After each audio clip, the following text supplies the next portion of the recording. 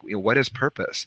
And I said, it's reflected in what you do and who you are, and then how it's reflected through other people. And they tell you, wow, you're really good at that. And you say, I am? They're like, yeah, you're really good at that. You should go into that. I mean, that's how some people find their career. Sometimes you just don't know who you are until someone shows you. You're listening to Idea Charger Radio.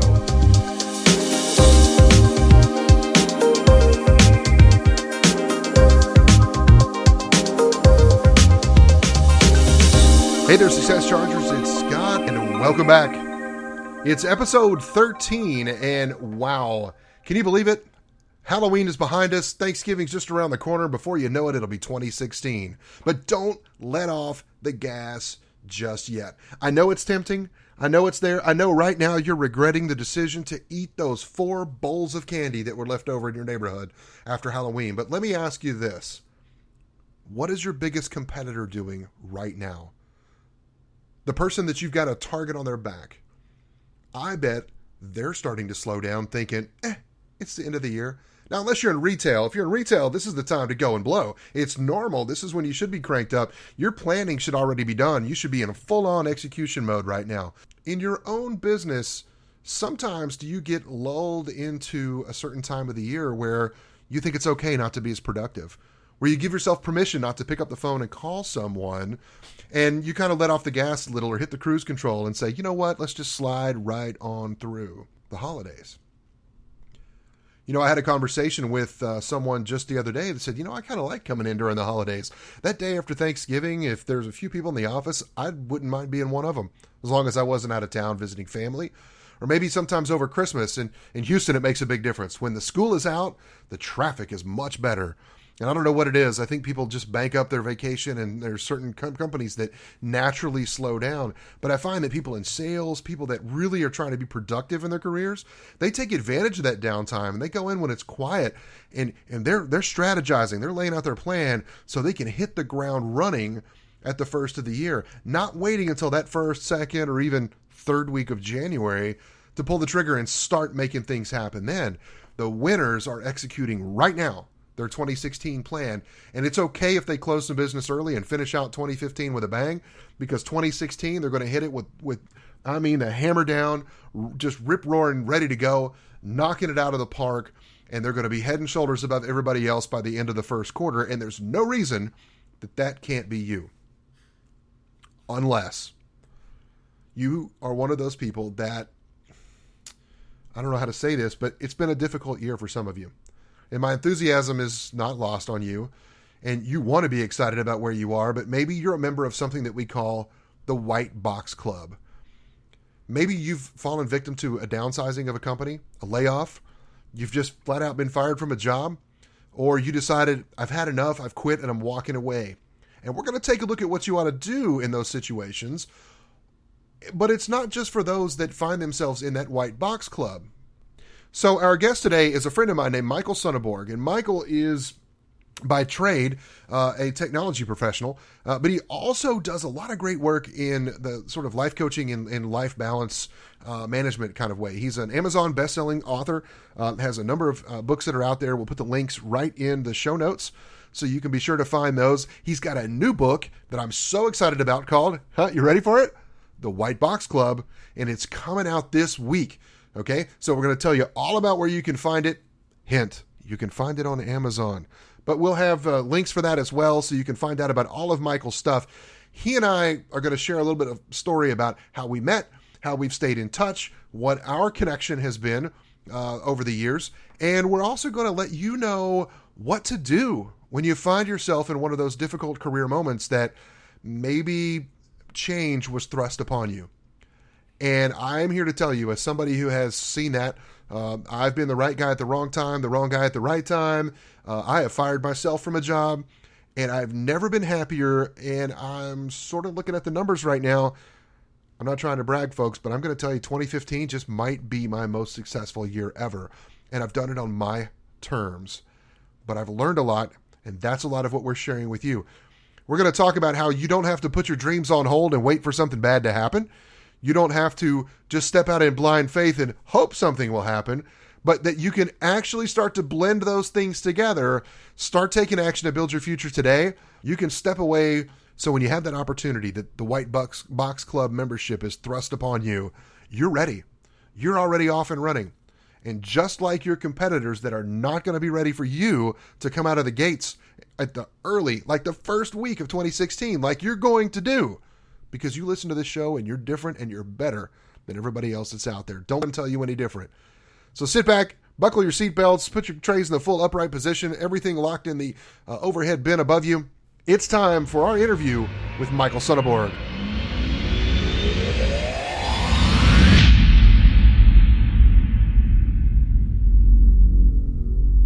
People say you can never make good connections on an airplane, but that's exactly where we met.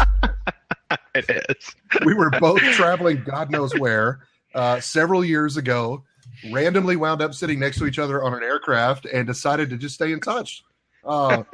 So, Michael Sunnarborg, you're here with us today. What's going on, my friend?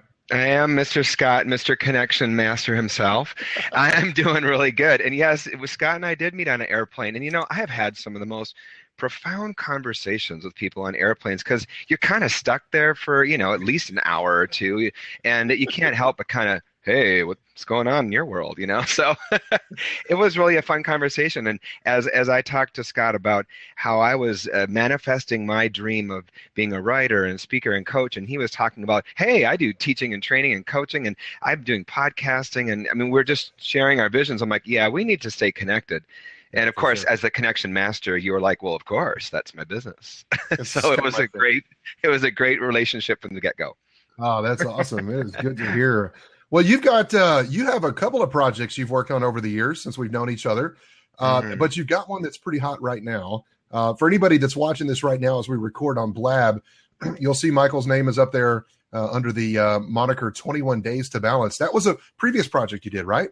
It is. It was. It is. And it so shall be forever and ever. Amen. It was actually my biggest, what I would say, a conglomeration of a project. It was a 3-book series that I started actually back in 1998. So I'd been writing it for quite a while about finding better balance in life. And I had been living in Hawaii, which was a far stretch from Minnesota, where I'm from. And I'd been living there experiencing all this contrast and writing and journaling about it. So that 21 Days to Balance was focused on the first book called 21 Days to Better Balance, and helping people find better or actually return to better balance in their life by following 21 bite-sized nuggets. I put them into days, but just a way to parse it out in small bites. So let me ask you, what is your definition of balance? And let me add some context to that. In the world that I'm in, I talk to people a lot in typically a corporate setting, and they're talking about, it's about work-life balance, and we're trying to, I've got family, I've got whatever. My take on it is that there is no such thing as balance. We're all in a blender, and we're trying to make a smoothie that tastes good, right? So, isn't that the truth? Now you're making me hungry. And I'm not kidding. 60 seconds before we came on the air here, I was eating the last piece of a frozen pizza right before I jumped on with you. That's the glamour of working from home. It was a $1 party pizza. Hey, if it works for you, man.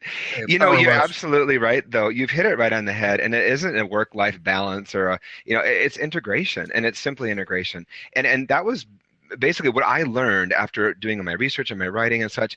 Is you don't even actually go after it. You don't go after balance, and you don't achieve it. You actually return to it. It's a natural state within you. I mean, look at kids. Why do you think they're so happy all the time? It's because they don't care about the rest of the world, because they haven't gotten all that fear. You can't do that and all that. They're living in their own little bubble, which makes them superpower creators.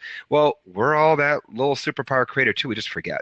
We get people telling us we can't do things. We get negative messages from the media. We get all this crap, and I just call it coats of fear that we wear, and we get bigger and bigger and bigger with all this fear. And I'm like, hey, strip it off. It's what happens when you go on vacation, right? You go to Hawaii, take off your clothes, and take off your fear. So I'm like, why can't you be in that mode of returning to better balance like when you're on vacation more often? So that's what I write about.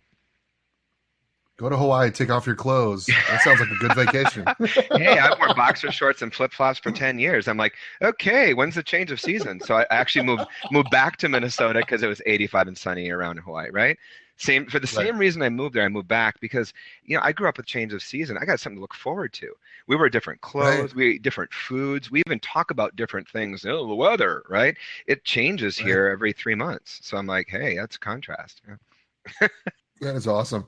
And you're absolutely right. We're all on this quest, right? And that's what the listeners of this show are all about is that, a lot of the people that listen to this podcast, I describe as being that square peg people are trying to put in a round hole, Mhm. right? It's people that see the world a little bit differently. You and I, that's been part of our ongoing discussion is, do you work full time? Do you do freelance work? Are you just flat out, push all your chips in the middle of the table and say I'm an entrepreneur?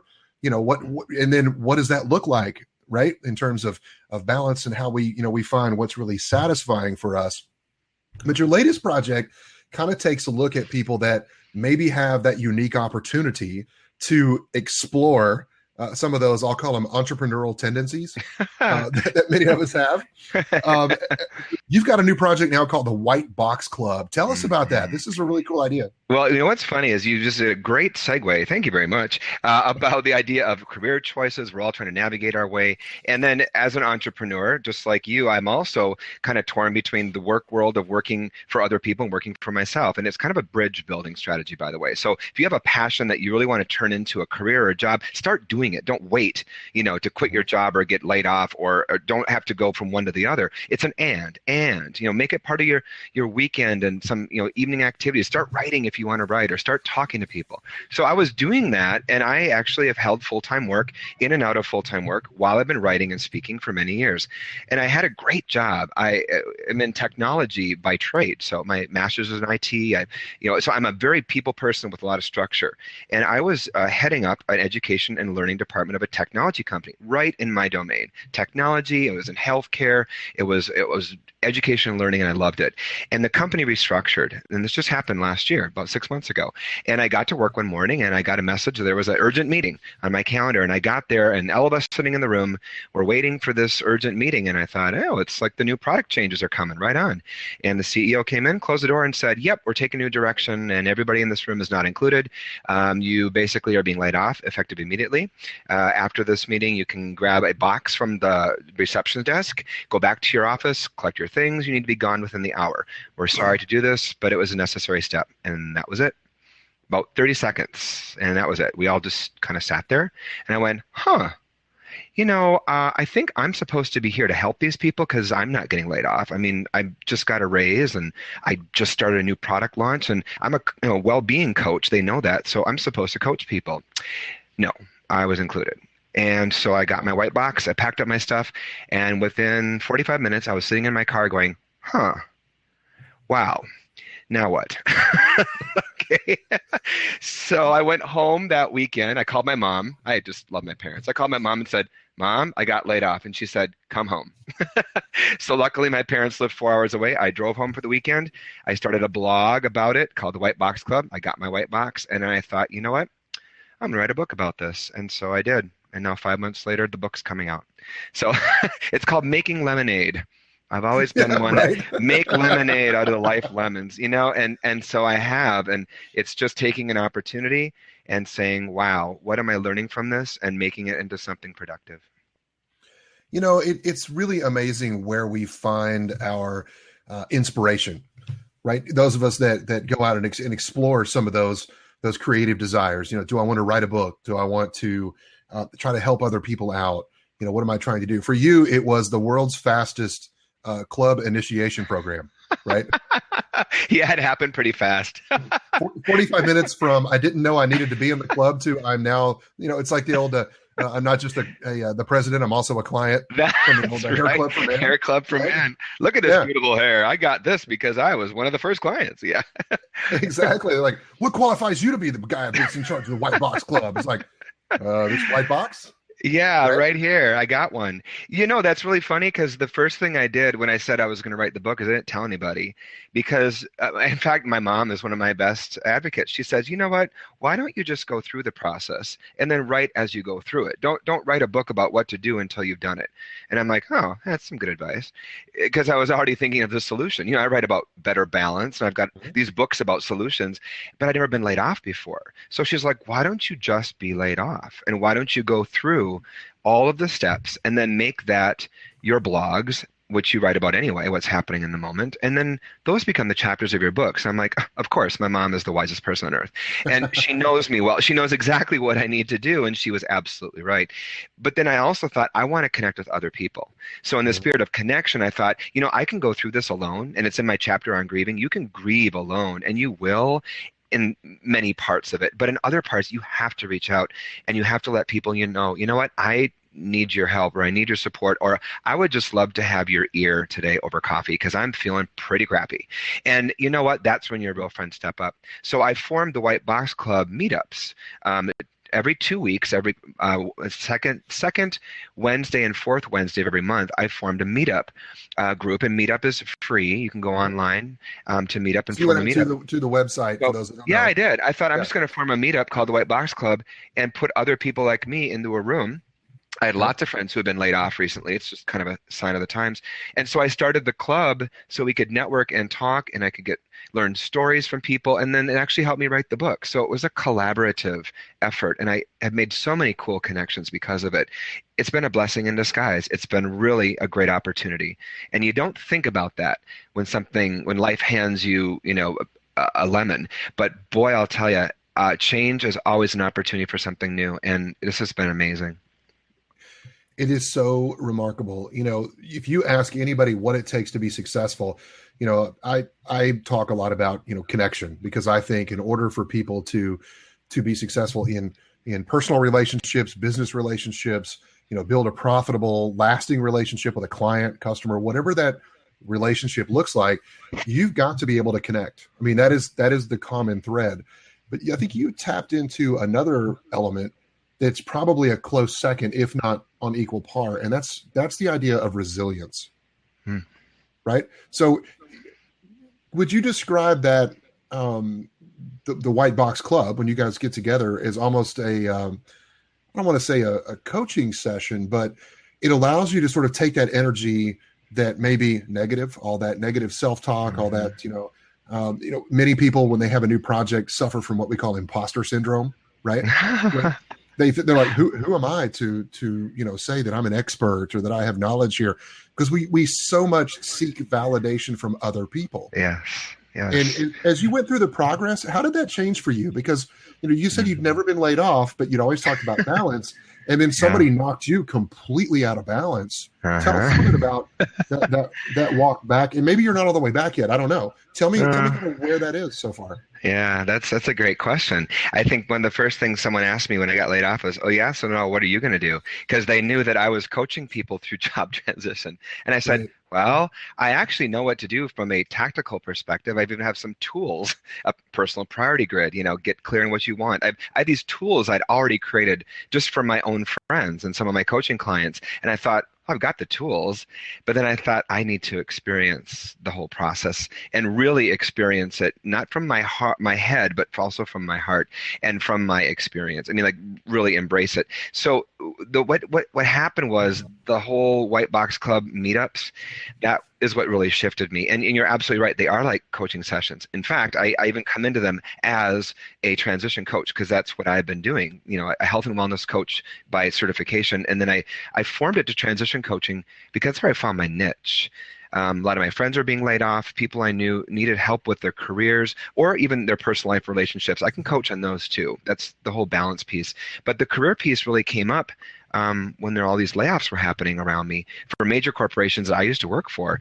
And so I had the tools, but I had to go through it. So going through it were the meetups. Going through it was talking openly about these specific topics that are of concern. And so each meetup, it's a little bit different group of people. I had some people at the very beginning who've now graduated. I'd say they've gotten jobs and gone to work. I'm like, hey, man, you're not in my meetups anymore. And they're like, I'm working. And I'm like, okay, all right, you got an excuse. Because they got work. You get thrust into an organization because you lost a job and you didn't want to be there. And you graduate out. Do you have any of those people, though, now that sort of come back around on the other side and they become resources for people that are in that transition? Yes, I just had one came and spoke about his transition to the group just on Wednesday, just 2 days ago. He came back and just he's like, I'm working now, but I'm going to take the morning off and come to White Box Club so I can tell people about what I went through and how I went and took advantage of the benefits that were available to me. So I have a whole chapter in my book on benefits that are available Wow. to you, free training. I mean, you can go back to school. There's federal and state dollars allocated, your tax money. You've been paying for this, by the way, in Right. all of your taxes. And then unemployment benefits. There's a ton of benefits available to you if you've been laid off or in transition. So I have people come back and tell their success stories to the group because it gives people hope. And it also lets them know that they're not alone. And that was the big thing for me. I didn't want to be the only one going through this. And I knew that I wasn't. But when you put groups of people together, the power is even greater than Mhm. individual one-on-ones. And so the idea of accessing benefits that are available to you, financial resources, the idea of thinking about, how do I grieve through this? There's such a lot of components in the process of a layoff or transition that people are going through. And I just wanted to provide more color and some coaching tips from that perspective. It's really interesting. As you are describing what somebody goes through, right? What it feels like, I'm reminded of some experience I had in my own journey that I had spent 3 years really focused in a difficult time when I was in the financial services business, growing a business. And I got to the end of that 3 year period, and I had done everything anybody asked me to do. And there's more to that story, but the long and short of it is this: one thing I failed to do was to build a good connected relationship with my manager. And part of that was I was frustrated. I didn't learn till much later that I'm wired, that I clearly need to know what the goal is. And it might be helpful if I'm under stress or in a period of transition. I need to understand clearly what's the path. Like, how do I get from where I am to where I want to be? In the absence of that, even though when things are good, when things are normal, right? That's air quotes for normal. Um, when things are normal, then I have no problem adapting. I know where the sides of the bridge are, and I don't want to hit the sides of the bridge, but at least I know where the boundaries are, right? And I can keep moving forward. But when somebody takes the sides off the bridge, I slow down, Uh-huh. and Uh-huh. it freaks me out, right? So you not only are dealing with people that aren't really sure what the next step is, but they've Hmm. never maybe taken that close look at themselves to say, what is Hmm. it that I really want? What do I Hmm. really need? And that just, it reminds me of how I felt when I went through that on my own. And I knew that I'd had a series of events before I wound up in a life coach's office, looking into his eyes, and he looks at me and he says, what do you really want to do? He said, you've only got a handful of things for you that are not negotiable. And Yeah. everything else is, how do you want to achieve that? And he gave me the chance. Actually, he told me about a book. It was Dan Pink's first book called Free Oh, Agent Nation. yeah. And and I I have could, that one. yeah, I was so broke. I went on Amazon and bought it used for a quarter. It was 25 cents for the book, $5 for shipping. And somebody sent it to me, and it was a brand new book. So I read it, and I realized that, so often we identify who we are and give so much of our own self-worth, right, to Yeah. the job that we hold. Yeah. It's that Yeah. external validation. And I decided I wanted to be on a different path. And when I was able to shift my perspective to choosing how I spend my time, identifying what's my own expertise, being comfortable in that, Mm-hmm. and saying, this is just who I am, to learn that no is an okay answer. And I Hmm. don't want to work for you is an okay answer too.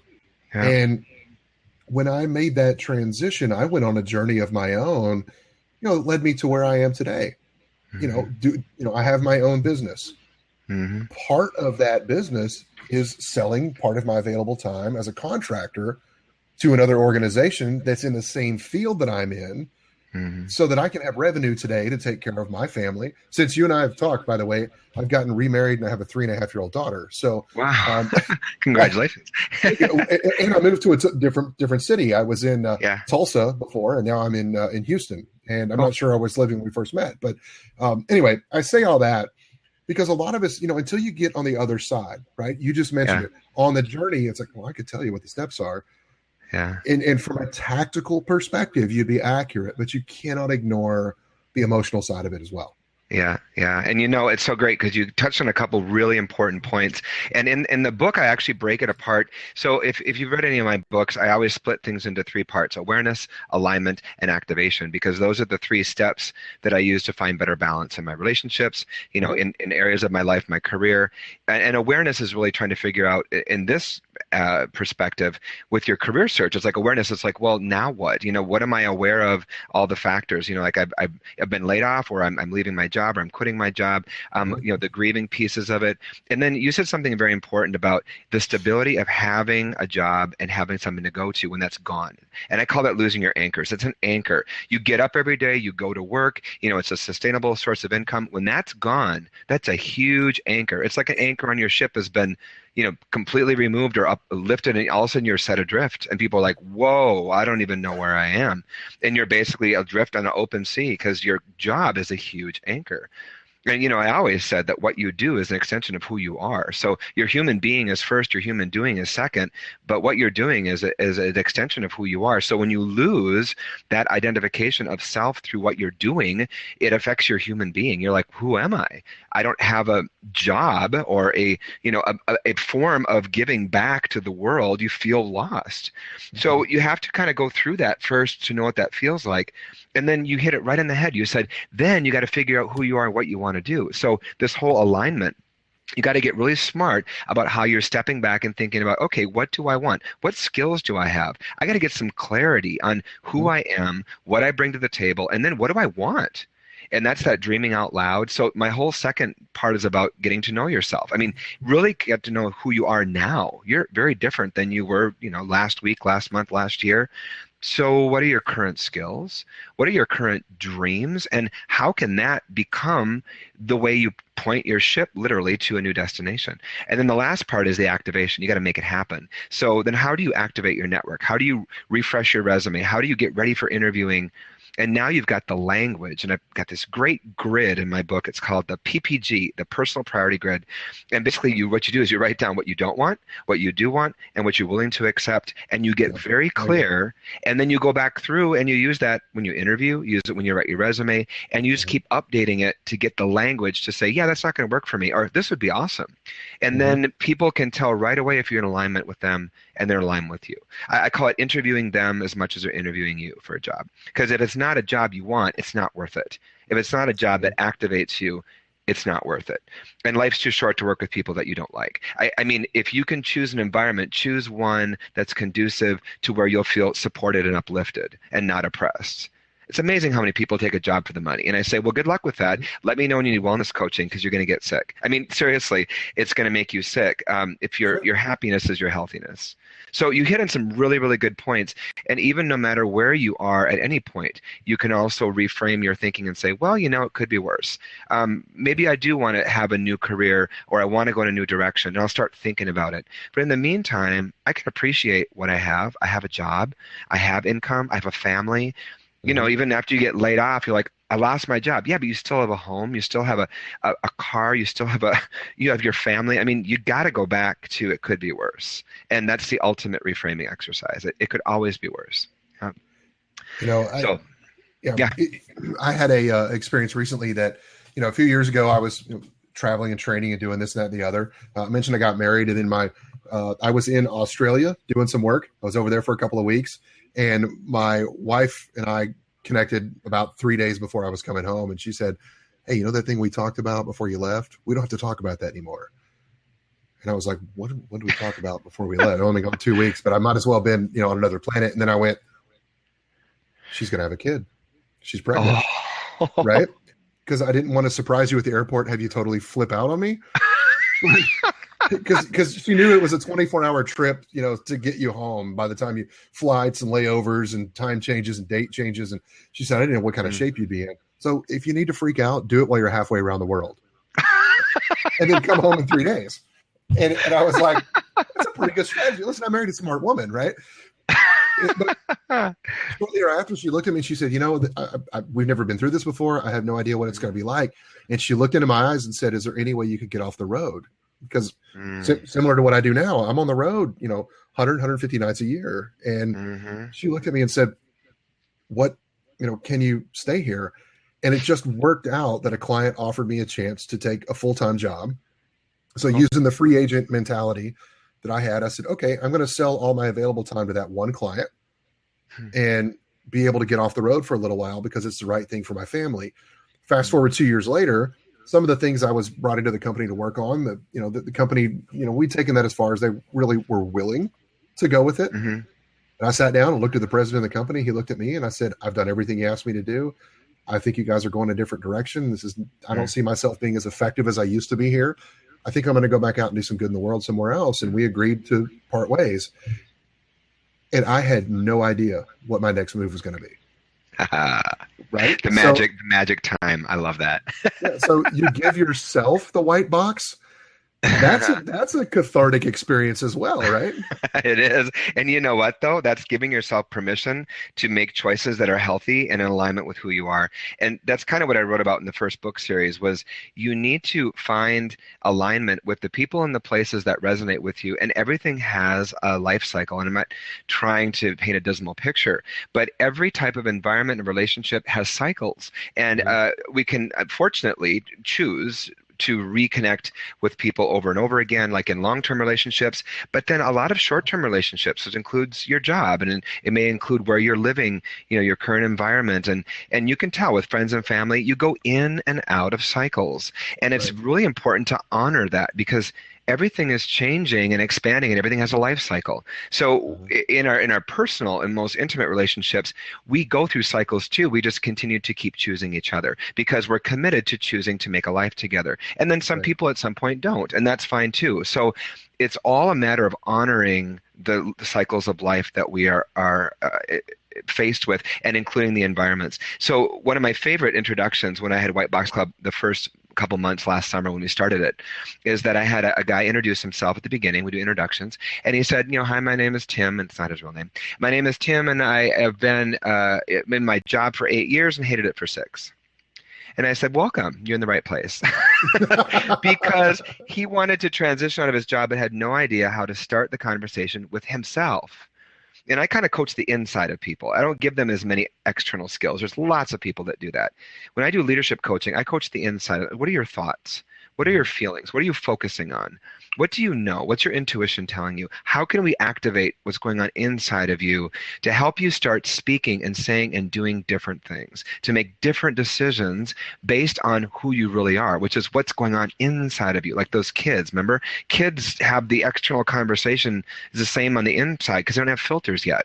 We just lose the ability to remember what's going on in the inside. So I try to bring that up and say, well, what do you want to do? And people say, I don't know. And I say, well, sit down and get out a piece of paper and a pen and write down what you don't want. Write down what you do want. Write down what you're willing to accept and do a grid. And that's going to get you started. At least you start somewhere, right? So you can reinvent yourself at any point. Yeah. Sure. There's an adage that somebody shared with me when I went through another, career transition, because we've all been through them. One way or the other, some self-inflicted, others, were imposed upon us. Sorry, they can spit your water all over your office. No, perfect. While I'm drinking water, thank you. Yeah. But the phrase was that activity alleviates anxiety.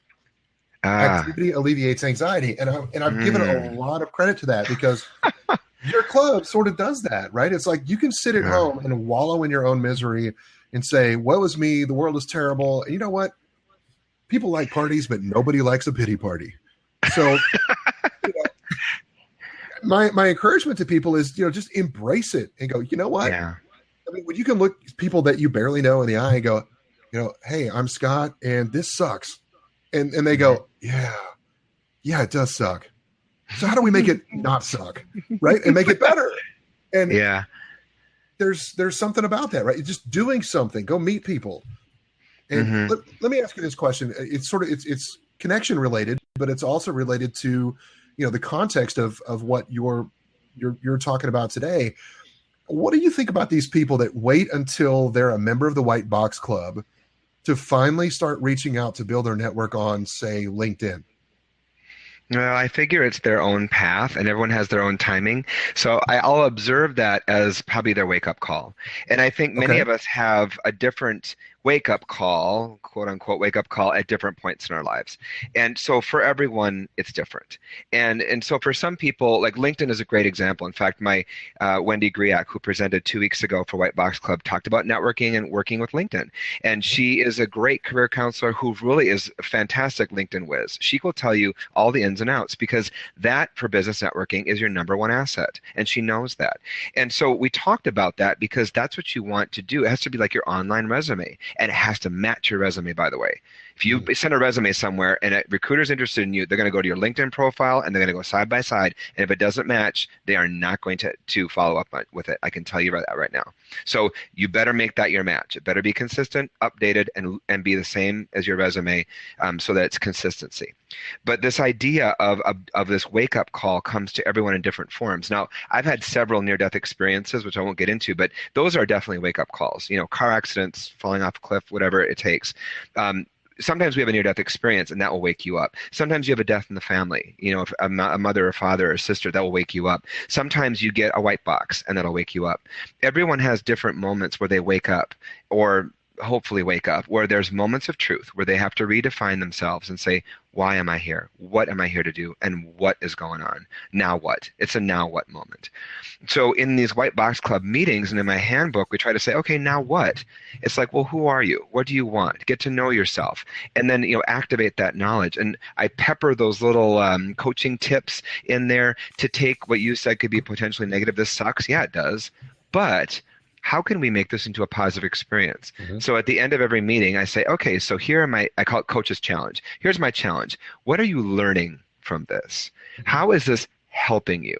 How is this becoming a defining moment in your life? And then I leave with an affirmation, something like, everything I do is a positive expression of who I am, and that I can focus on what I want, and that's okay, and not selfish. And just leave them with a little, bit of support, so that the thread of optimism is what trickles through those meetings.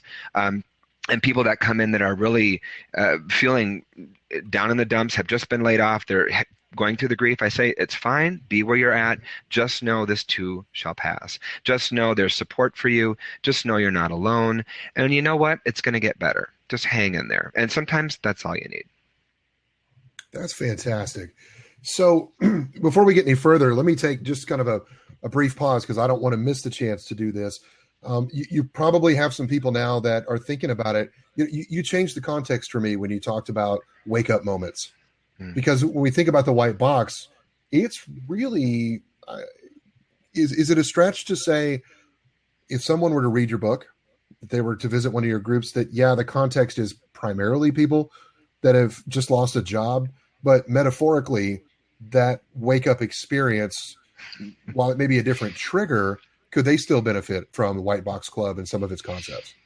Oh, yes, indeed. In fact, it's basically I wrote it for anybody who's been laid off or who is unemployed or in career transition. But I've already had, and the book is being released a week from today, November 6th. So it's coming out next Friday. But I've had some people that have done proofreading and, testimonials from people who were reading it. And some of the initial feedback I got was people saying, wow, okay, I can use these principles in any aspect of my life. I can use these tools to get clear about anything. And I said, well, yeah, I wanted to build things that you can repurpose, that are simple and sustainable materials. They're easy to use, and you can apply them to many things. The white box experience, the being laid off experience, was new to me. So that was the context in which I wrote this book. But the principles that I write about and the positioning that I have about hope and encouragement is a part of who I am. So that's sprinkled into everything I do. That's in my balance books. It's in this book. And sometimes that hope and encouragement is what I need from others. I just need someone to say, hey, it's going to be okay. And you know what? This isn't the end of the world, and you're going to be fine. In fact, you're going to be stronger because of this. And I can't guarantee that, but I can certainly set out a roadmap that might be different from what you expect. It's going to hand you an opportunity. This could be an obstacle. Let's make this into an opportunity. This could be a crisis, and it will be in some ways, but let's make this a catharsis. Let's make this defining moment. You look back and say, wow, that is probably one of the most powerful, sometimes best things that ever happened to me. They're like, oh, thank goodness I got laid off. I never would have, fill in the blank, started my own company.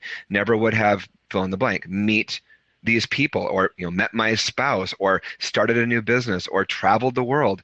Sometimes the things that take us by surprise are the things that change us the most, and that can be an incredibly powerful and positive impact. Wow. So let me ask. No, I love it, and that's exactly where I was hoping that this would go, because you are somebody that, as long as I've known you, have really always come across to me as being authentic and genuine. But I'm going to add the word vulnerable, because you're willing to recognize that this is still a journey.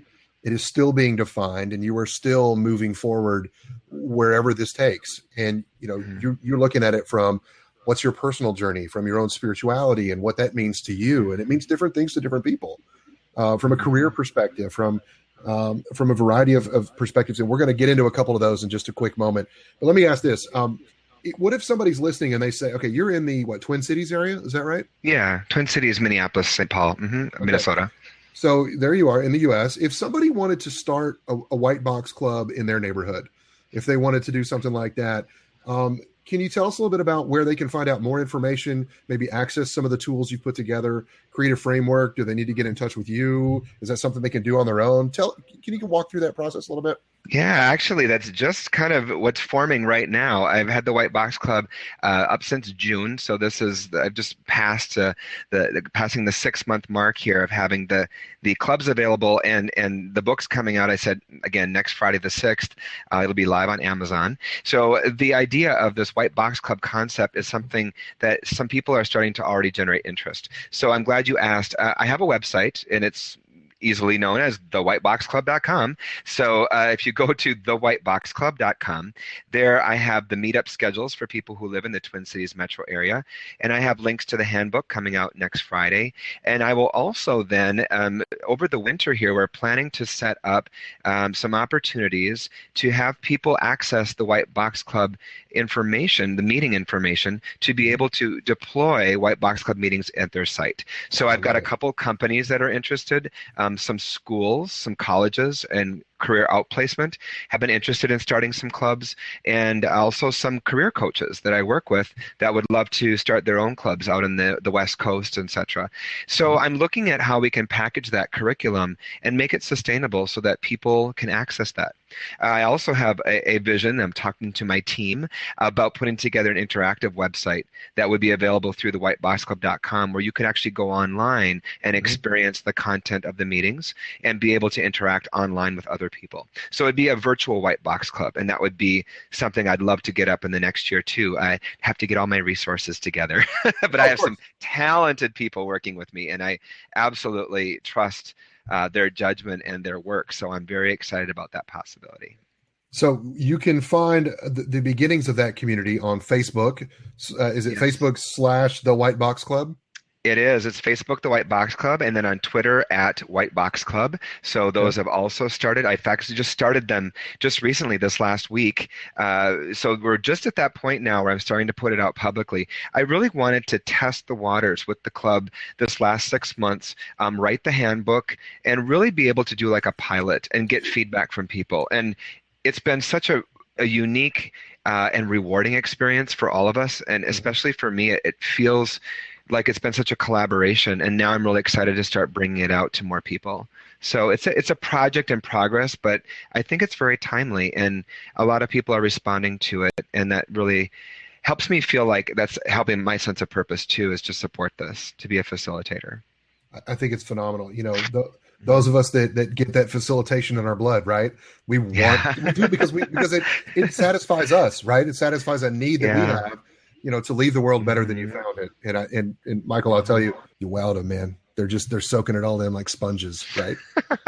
It's kind of funny whenever I speak, and I'll be speaking down in Orlando at a learning conference this next week, and I'm doing a few sessions on White Box Club and on my balance books. And what's funny is I usually end up speaking to rooms of about 75 to 100 people, which is about my favorite size, because within that hour and a half, I can connect with usually each individual person just on an energetic level. I can see them, I can experience them, but a lot of people don't ask questions or speak because, as I said, I coach the inside of people, so their gears are turning. I can just see them processing, but they don't really want to say anything. They're like, okay, wow, this is interesting. And I'm like, yeah, it's great.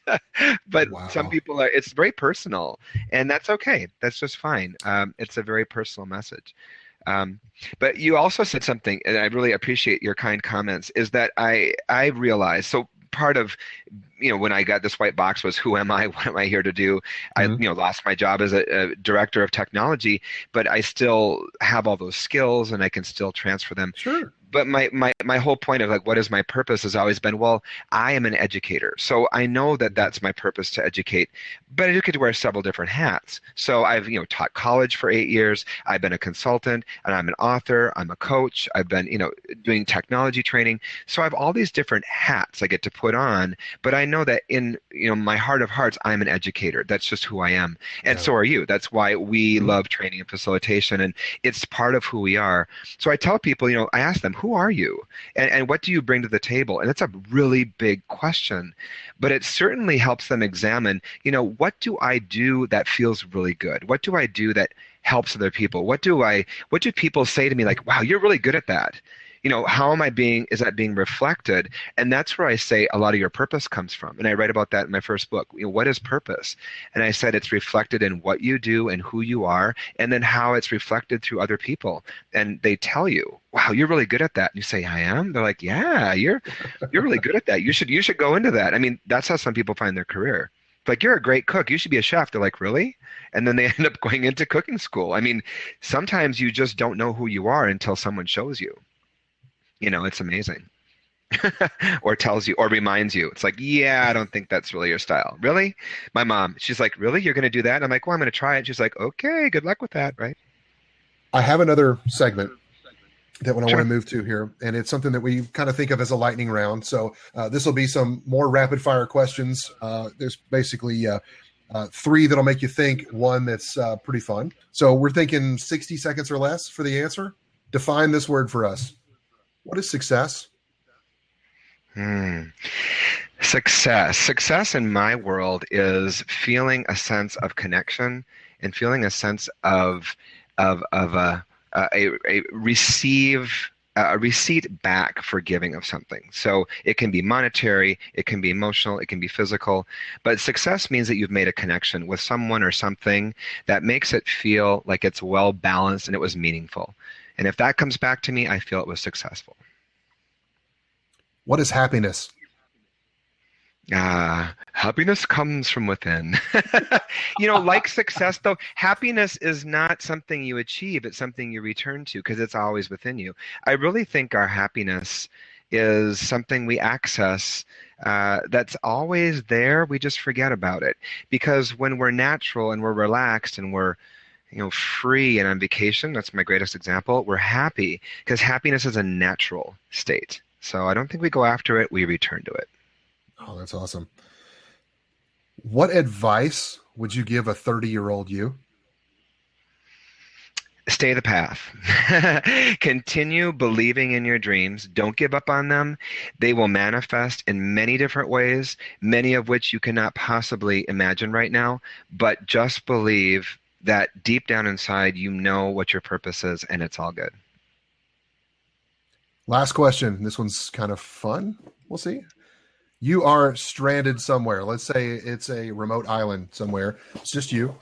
And through the magic of the technology afforded to us by some magical coconut that's powered by sand or something, um, you have the ability to play but one album for the rest of your days. What one musical album do you take with you on this to this secluded place?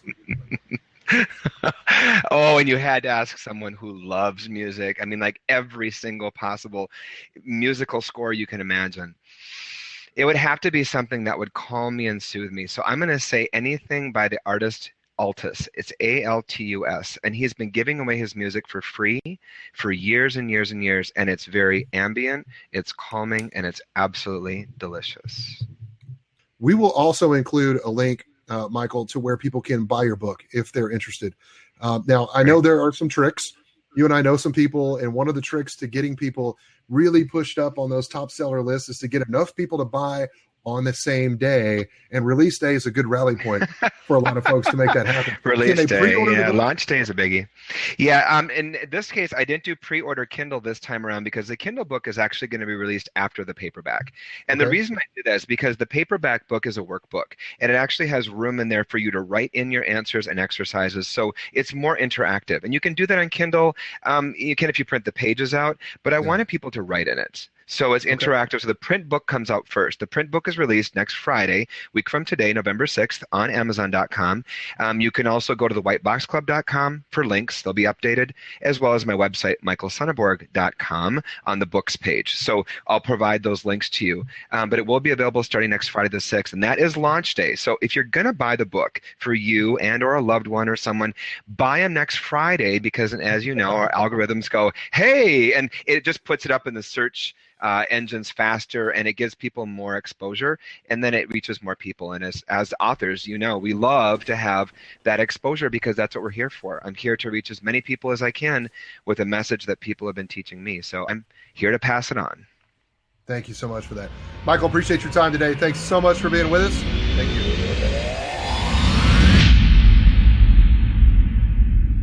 Well, Success Chargers, sometimes you choose the white box and sometimes that white box chooses you. The important thing is that true success chargers like yourselves are prepared for whatever opportunity throws itself at you. Remember, we're defined not by what happens to us, but by what we do in response. And you, success chargers, are different. I hope you enjoyed the interview today with Michael. I'll have a number of links to some of the various sites that we mentioned during that interview, including a copy of a link where you can find out about all of Michael's books, his books about balance, and of course his new release, White Box Club. I'm going to be picking up my copy this week. I hope you'll do the same. That's coming out again on Thursday of this week. So I'm really looking forward to that. Folks, that's what I've got until next week. We will be back with an interview with my good friend, Darren LaCroix. Wow, what a great story of resilience he has and about how you can take things to the next level. You're going to enjoy it. We'll see you next week. Thanks, Success Chargers.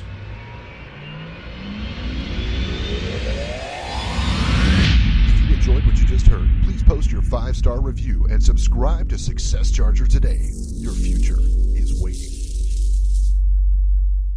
I'm recording again. Just say something creepy.